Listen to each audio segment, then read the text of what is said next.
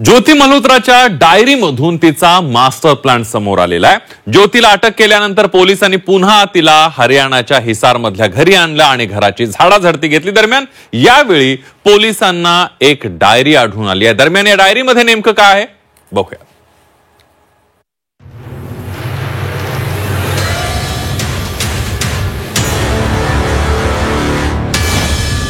ज्योती मल्होत्राची ही diary बघा।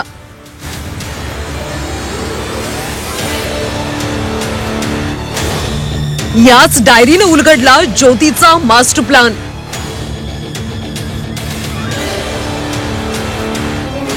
पाकिस्तानसाठी हेरगिरी करणाऱ्या ज्योती मल्होत्रानं अटक होण्यापूर्वी तिच्या डायरीमध्ये काही गोष्टी लिहून ठेवल्या होत्या। दरम्यान ती डायरी आता पोलिसांच्या हाती लागली।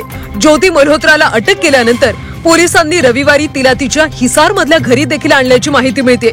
दरम्यान यावेळी पोलिसांनी तिच्या घराची झाडाझडती घेतली होती।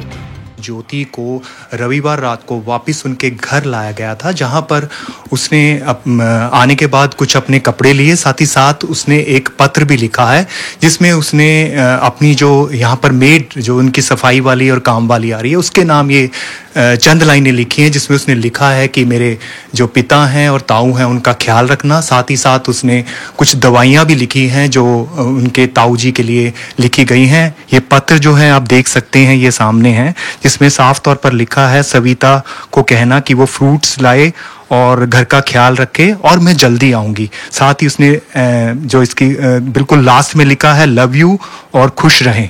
तो इस तरह की बातें वो जब यहाँ पर आई थी तब लिख कर गई थी। इस वक्त हम ज्योति के कमरे में ही हैं। आप देख सकते हैं कि एक अजीब सी जिसको कहते हैं उदासी इस घर में है। पिता और ताऊ अकेले हैं, अड़ोस पड़ोस में कोई बात करने को तैयार नहीं है।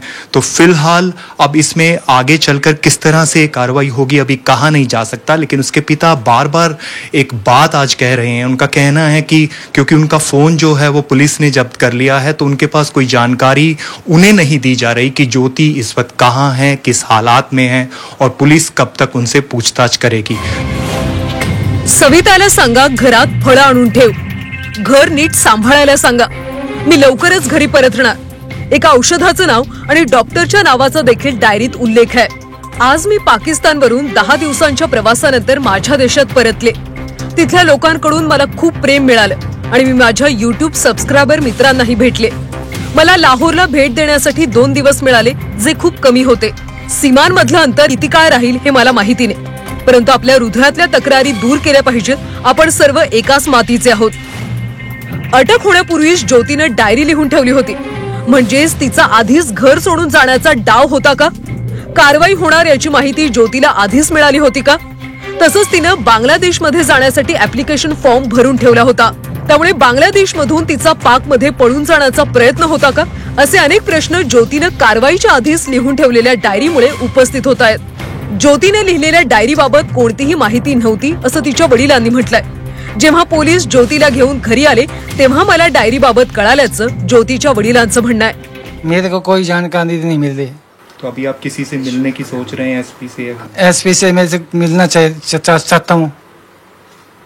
आपका फोन भी नहीं है आपके? मेरे पास कोई फोन नहीं है जी। तो किस तरह से आप कांटेक्ट में हैं? रिश्तेदारों के या कोई अड़ोस पड़ोस के, किससे बात करते हैं? किसी से बात नहीं करता, घर पे बैठा हूँ, बीमार हुआ। तो जिस तरह की ये चर्चाएं, ये बात आ रही है सामने, कभी ज्योति आपसे बात करती थी इन बारे में? इन चीजों में बात नहीं करा करती थी। ज्योती मल्होत्राच्या धक्कादायक कारनाम्यांची मालिका तिला अटक केल्यानंतर समोर येते।